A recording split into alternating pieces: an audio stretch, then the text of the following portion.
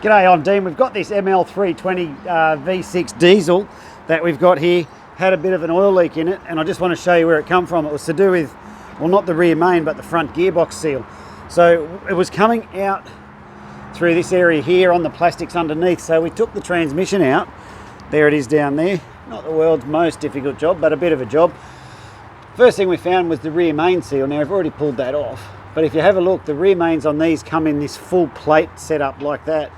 So when you do them, you've got to take all that out, which is relatively easy to do, but that's what it looks like in there without it. Now the rear main was not the leaky, was not the problem in this one. The problem was down here in the transmission, in the front seal. So we've already picked it out. I just pre-positioned it strategically before. So that little seal there was leaking out through here, leaking down through there, and making it look like a sump oil leak because it looked black and dirty after it had come off all the plastics. So just a matter of replacing it with that seal there, put it back in, but the gearbox has to come out. It's a pretty big job.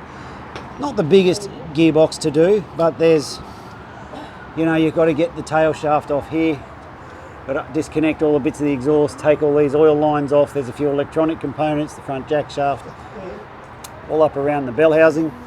Good couple of hours if you, and then take the torque converter off. So it's a good couple of hours for someone who's got a bit of an idea but who hadn't done this exact job before. So there we have a rear main oil seal and a front gearbox seal replacement on an ML320 diesel V6 2006 model. Thanks for watching.